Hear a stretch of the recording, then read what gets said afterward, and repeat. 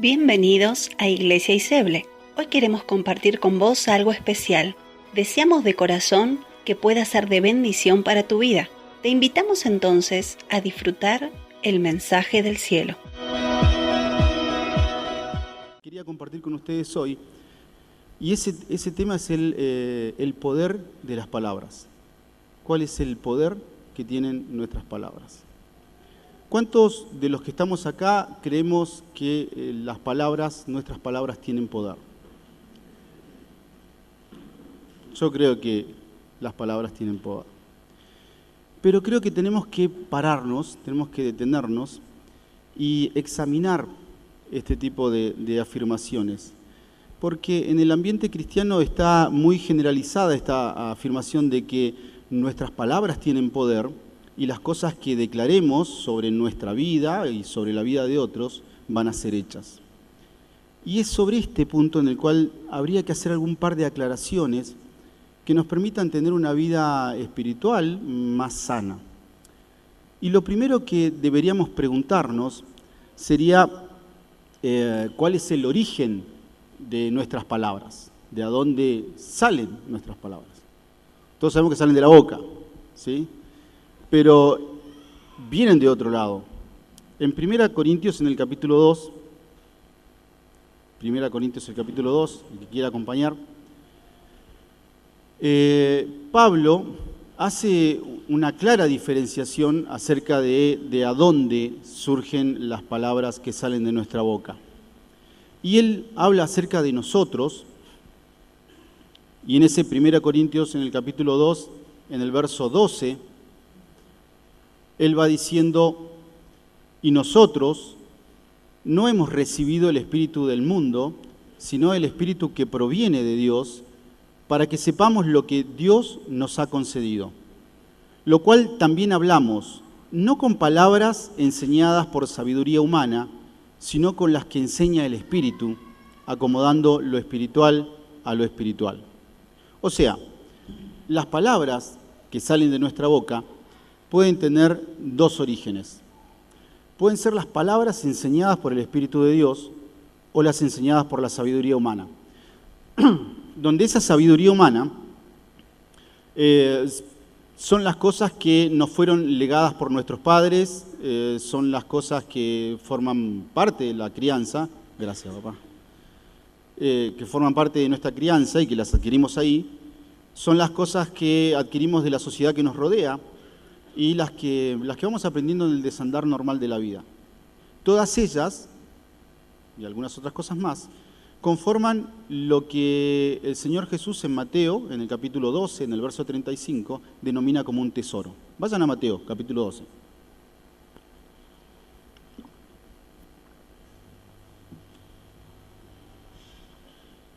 Mateo, en el capítulo 12, en el verso 35, es el Señor Jesús quien le está hablando a escribas y fariseos, y les dice: el hombre bueno del buen tesoro del corazón saca buenas cosas, y el hombre malo del mal tesoro saca malas cosas. En este pasaje el Señor Jesús se estaba refiriendo a las palabras que los escribas y los fariseos estaban lanzando en su contra. En ese punto en particular ellos le estaban diciendo que él hacía obras por el poder de Satanás. Pero en otro pasaje, que está en Lucas en el capítulo 6, en el verso 45, en otro contexto distinto, él está hablando a sus discípulos y les enseña esto mismo, con estas mismas palabras, solamente que agrega al final del pasaje, porque de la abundancia del corazón habla la boca.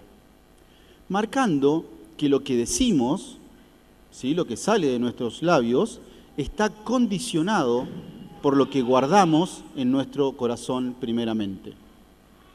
Entonces, es importante destacar que si nos ponemos a hilar fino, en realidad no tienen que preocuparnos tanto las palabras que salen de nuestra boca. ¿Sí? Vieron que normalmente nosotros nos cuidamos mucho de las palabras.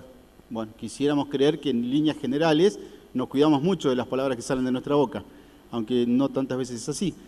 Pero si le prestamos atención a este pasaje o a estos pasajes, a esta relación, no deberíamos preocuparnos tanto de las palabras que salen de nuestra boca por las palabras en sí, sino que lo que nos tendría que preocupar es de a dónde salen.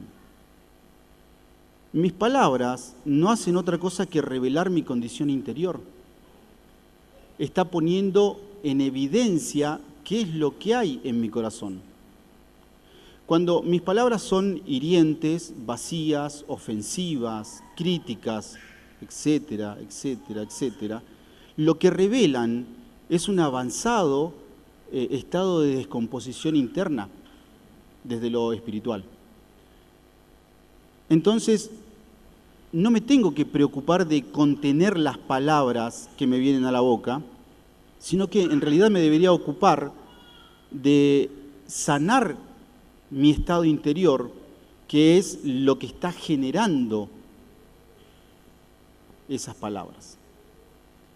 Porque si no sería como estar preocupado de tener siempre un pañuelo para limpiarte el pus verde que te sale de un pie engangrenado, sin nunca ocuparte de suministrar el medicamento que cure el pie enfermo.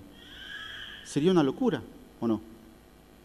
Entonces, en primera instancia lo que tendríamos que hacer sería medir la calidad de nuestras palabras, porque son el síntoma exterior de algo interior, de una enfermedad interior.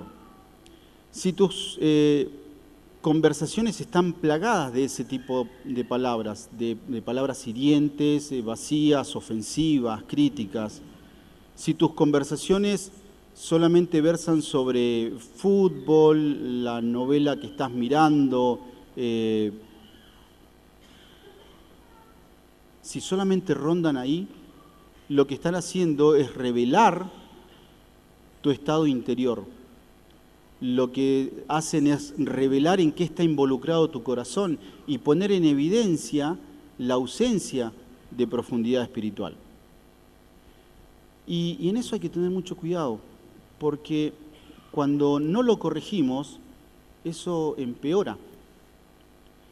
¿Qué pasa cuando uno normalmente es nuevo en los caminos de Dios? Cuando vos recién llegás después de tener una larga vida en el mundo, por decirlo de alguna manera. Venís con un vocabulario, venís con un bagaje que tiene que ver con lo que vos venías acumulando en tu interior. Hay un amigo que hace muchos años atrás se encontró con el Señor, se convirtió y empezó a venir a la iglesia. Y con él teníamos un acuerdo, con él y con la esposa, que la esposa venía hacía más tiempo a la iglesia. Teníamos una regla, habíamos hecho una regla que cuando nos juntáramos en la casa a charlar, el que se le escapaba una mala palabra, cobraba coscorrón corrector de los otros dos. Nosotros corríamos con ventaja porque los dos ya hacía tiempo que veníamos a la iglesia, él venía entrando y tenía un vocabulario que papita. Entonces cuando nos juntábamos a charlar, terminaba con la cabeza así, porque nosotros le sacudíamos y le sacudíamos con ganas. ¿Qué fue lo que logró esa corrección de parte nuestra? Con el tiempo, él se fue corrigiendo. Con un tiempo corto, o sea, las conversaciones con nosotros cobró, no sé, ponerle 2, 3 semanas seguidas y después ya como que se acomodó.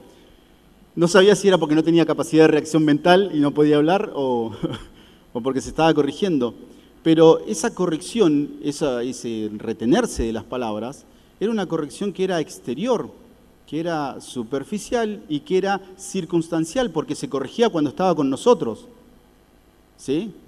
Recién con el tiempo, en la medida que la palabra de Dios fue morando en él, esa corrección se convirtió en una corrección que fue interior, que fue más permanente y que no fue maquillaje. ¿Se entiende? Por eso lo que tenemos que hacer es preocuparnos de corregir nuestras palabras, pero no corregirlas en el destino, cuando salen de acá, sino corregirlas en el origen. Porque si no, nos encontramos con situaciones de cristianos que hasta al portón del portón para afuera vienen corrigiendo al hijo y le van diciendo, pero vos, y lo pit, pit, y el pit. Y cuando llegan al portón, eso se cambia porque ya entramos al ambiente iglesia y dice, hermosa flecha de Dios que fuiste puesta en mi aljaba, ¿por qué no enderezás tu camino y escuchás a tu padre? Y el padre, o sea, el hijo lo mira y dice, no sé qué pasó con mi papá. Y van entrando, ya en el portón, él tomado de la mano de su mamá, y la mamá le dice a su repentinamente espiritual padre, no, mirá, Karina, cómo se va a cortar el pelo de esa manera, mirá cómo le quedó. Hasta que ya está demasiado cerca de Karina y normal entre las mujeres, ¡ay, qué lindo que te quedó el corte! Y el pibe ya no entiende nada. ¿Qué pasa? Debemos corregir nuestras palabras en el origen, no en el destino, porque si no empezamos a caretear. Y la realidad es que Dios no nos llamó a ser evangélicamente correctos en la forma de hablar, sino que lo que Dios está esperando es que primeramente nos impregnemos de sus palabras para que la persona de Dios se manifieste a través de ellas, para que mi manera de mirar, de pensar, de sentir inclusive, esté condicionada por la palabra que está viviendo en mí y que está activa en mí. Entonces, de ese buen tesoro que previamente guardé en mi corazón, acumulé en mi mente y en mi espíritu, surgirán las palabras correctas, que son las palabras que provienen de la boca de Dios. Entonces, si por estos días encontramos que en nuestra boca hay desánimo, tristeza, derrota, si hay malas palabras, si hay corrupción, si hay enojo, si hay crítica, mentira, malos deseos, si hay vacío, si detectamos estos síntomas, es tiempo de tomar medidas internas, no de maquillaje, medidas internas. Es tiempo de cambiar la dieta, qué es lo que estoy consumiendo. Y el único antibiótico efectivo en contra de esa infección es la palabra de Él. Cuando me lleno de la palabra de Dios, pero no es que me lleno intelectualmente, sino que me lleno creyéndola y poniéndola por obra en mi vida, cuando me lleno de su palabra, la sanidad llega. Y esa sanidad no es solo para mí, sino que me sana a mí y sana a mi entorno. Porque si no, esa escena de un padre y una madre que están maquillando un lenguaje son la evidencia de un cáncer interno en un padre y en una madre que inevitablemente se va a convertir en el cáncer del hijo. Y cuando nos damos cuenta de eso y somos capaces de curar ese cáncer con esa medicina que Dios da, lo que resulta en sanidad para un padre y para una madre, resulta en sanidad también para ese hijo y para esta iglesia. Si no sabes cómo empezar este proceso de sanidad, acércate. Estamos para ayudarte. Cualquiera de los que estamos trabajando estamos dispuestos a brindar las herramientas para poder trabajar en sanidad en esa área. Bien, ahora supongamos que todos nosotros nos ordenamos en esta área, que somos capaces de darnos cuenta que hay partes de nuestro vocabulario que ponen en evidencia algunas cosas internas que no están bien, y tomamos el proceso de Dios, tomamos de su palabra, lo hacemos activo en nosotros y se corrige todo. Nos juntamos y hablamos de lujo, de 10. Ahora, la otra pregunta es, ¿cuánto poder tienen nuestras palabras? Y en el pasaje que habíamos visto primeramente, hablaba acerca de las dos fuentes de las cuales podía surgir nuestras palabras. Y dependiendo de la fuente de la cual fluye nuestras palabras, puede ser un poder ilimitado o no. ¿Sí? En esos pasajes anteriores que veíamos, nuestras palabras podían salir del buen tesoro de Dios que está en nuestros corazones, que atesoramos en nuestro corazón, o podían surgir de la sabiduría humana, ¿sí? Que en ese pasaje de referencia, en el pasaje que hablábamos, no hace alusión a la sabiduría de las materias de matemática, de física, de geografía, ¿sí? Y es necesario hacer la aclaración porque si no salimos todos de acá diciendo no, porque esa es sabiduría humana y no hay que estudiar, ¿sí? Porque es de Satanás. En algún momento de la historia de la iglesia pasó, no se sorprendan. Y aunque algunos adolescentes piensen que es de Satanás el estudiar, no es de Satanás, hay que estudiar. No se refiere a esa sabiduría, sino que se está refiriendo a la sabiduría humana que intenta explicar a Dios, la relación de Dios con el hombre y la vida de la vida del hombre, pero desde la perspectiva del hombre, no desde la perspectiva de Dios. Esa sabiduría humana es la que intenta hacer toda la explicación desde la perspectiva del hombre, y al hacerlo desde la perspectiva del hombre, inevitablemente coloca al hombre por encima de Dios. Esa sabiduría es la que en este pasaje está definida como sabiduría humana, y que es la que en Santiago se la califica como sabiduría terrenal, animal y diabólica. Entonces, cuando hablamos de Dios, su relación con el hombre y nuestra vida o la vida de los demás, nuestras palabras pueden nacer en Dios o pueden ser meramente terrenales, animales y diabólicas. ¿Qué pasa cuando nuestras palabras nacen en Dios? Cuando nuestras palabras son sacadas del buen tesoro que guardamos en nosotros, cuando hacemos esto, se cumple lo que Dios dice en Isaías, en el capítulo 55, en el verso 10.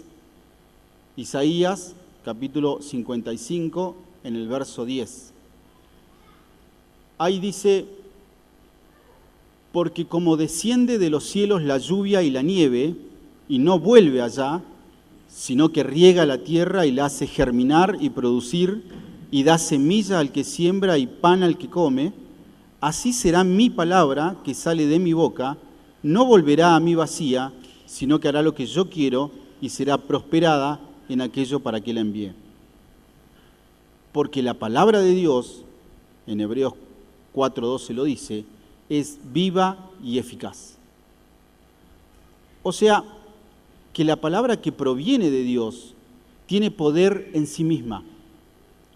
Y es un poder que es creativo, que es sanador, que es restaurador, direccionador, y podríamos seguir con muchas más cualidades de sus palabras. Por su palabra fueron hechas las cosas creadas, por su palabra se levantaron muertos, por su palabra se sanaron enfermos, por su palabra adquirimos salvación. Por eso es que en 1 de Pedro, en el capítulo 4, en el verso 11, se nos dice a nosotros: si alguno habla, hable conforme a la palabra de Dios. Si alguno ministra, ministre conforme al poder que Dios da. Entonces, en lo que tiene que ver con la palabra de Dios, su palabra tiene poder ilimitado sobre las cosas sometidas a su voluntad. ¿Y cuáles son las cosas sometidas a su voluntad? ¿Cuáles son las cosas sometidas a su voluntad? Casi todas. Y ahí está el problema. La única cosa que no está sometida a la voluntad de Dios, porque Dios así lo dispuso, porque Dios así lo determinó, es la voluntad del hombre. Dios te da libre albedrío y en función de eso no avanza sobre tu voluntad, no te somete a su voluntad, sino que te pide que vos te sometas a su voluntad. Entonces el poder de la palabra de Dios es ilimitado sobre todas las cosas sometidas a su voluntad. Y la única que está exceptuada de eso es la voluntad del hombre, porque Él así lo quiso. y es hasta difícil de escuchar. Pero Dios suelta permanentemente palabras de bendición sobre nuestra vida. Palabras con el poder ilimitado de sanarnos, de restaurarnos, de direccionarnos, etcétera, etcétera, etcétera. Pero de nosotros depende subordinar, someter nuestra voluntad a la de Él para que esas palabras de poder de Dios se activen en nuestra vida y lleven fruto. Y esa acción de parte nuestra de reconocer y aceptar las palabras de Dios para nuestra vida no pasa por un mero asentimiento intelectual. Como cuando después de escuchar la palabra, escuchamos pasajes que dicen: la palabra de Dios more en abundancia en vosotros, en vuestros corazones, o busquen a Dios permanentemente, o considerá al otro como superior a vos mismo, y vos decís: sí, es cierto, está bueno. Y uno escucha eso y dice: sí, está bueno.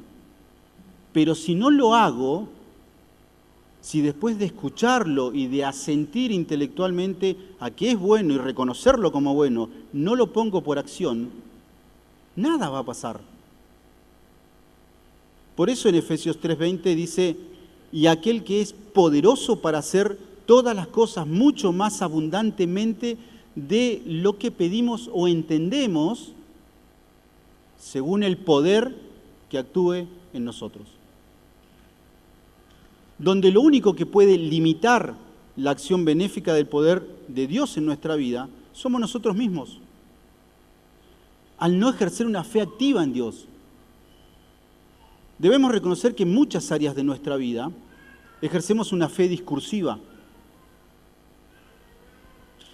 pero no una fe activa en obras.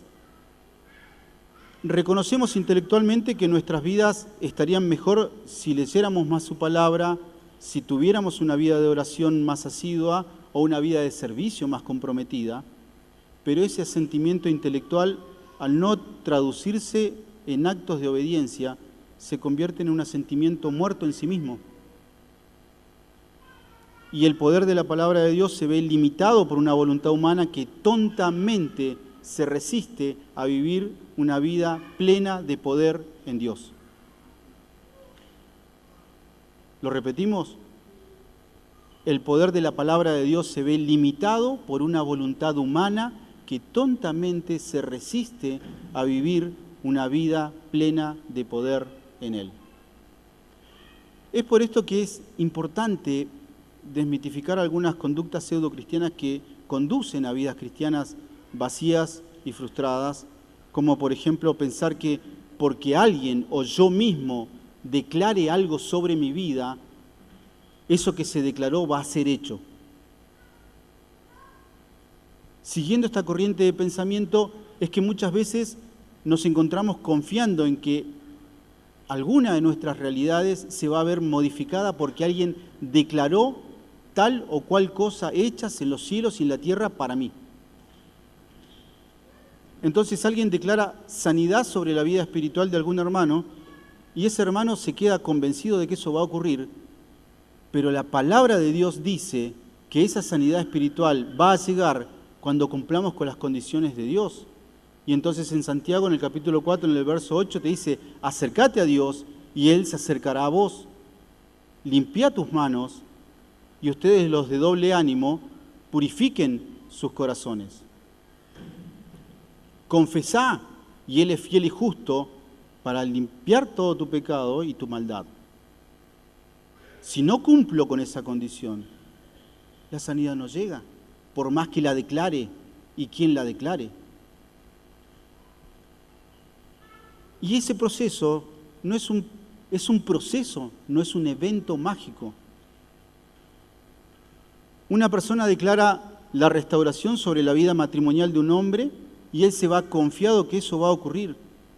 Pero la palabra de Dios dice que esa restauración va a llegar cuando él sea capaz de obedecer el mandato de Dios y vivir con su esposa sabiamente, dando honor a esa mujer como a vaso frágil y como coheredera de la gracia de la vida.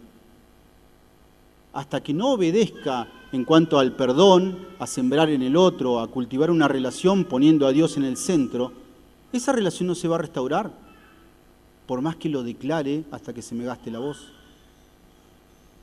Y así podríamos seguir enumerando todas las situaciones que tienen que ver con nuestra relación con Dios y con quienes nos rodean, y en cada una de ellas nos vamos a encontrar con una palabra de Dios que va a requerir de nosotros obediencia para poder activar en nuestra vida las bendiciones que están en el corazón de Dios para nosotros.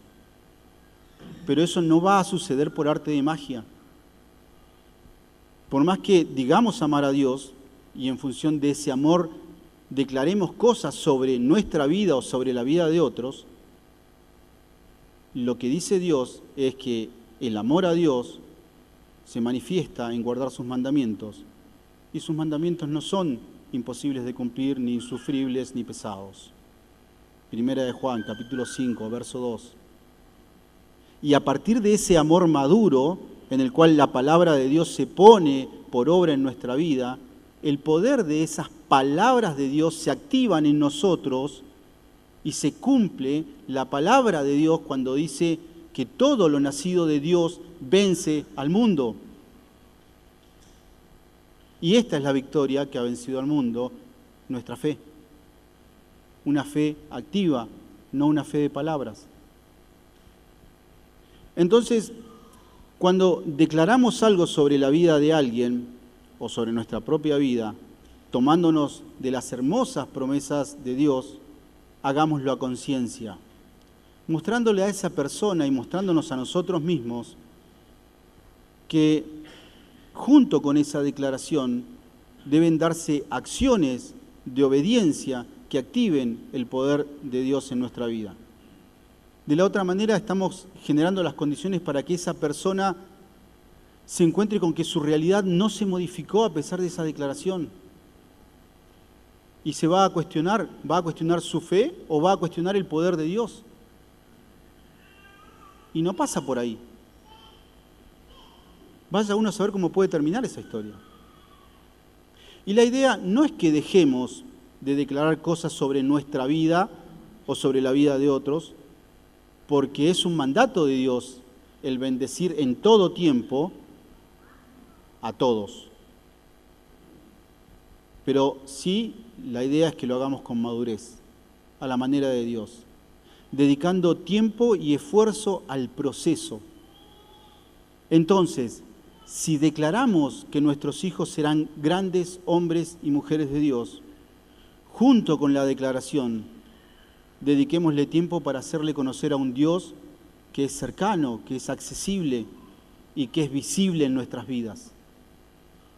Si declaramos un matrimonio sano y poderoso en Dios, junto con la declaración, dediquemos tiempo para edificarnos en Dios mutuamente.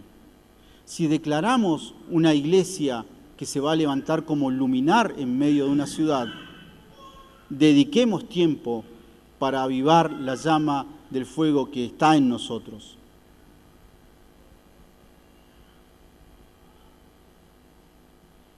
La declaración debe estar, pero junto con la declaración debe estar la obediencia a su palabra, que es la que tiene poder para producir todas esas cosas en nosotros.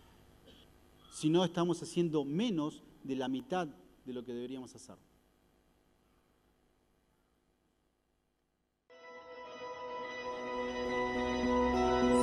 Gracias por ser parte de la gran familia Iseble. Te invitamos el próximo sábado 20:30 horas a nuestro punto de encuentro, ubicado en Avenida Cuesler 1820. Desde ya, muchas gracias por tu tiempo.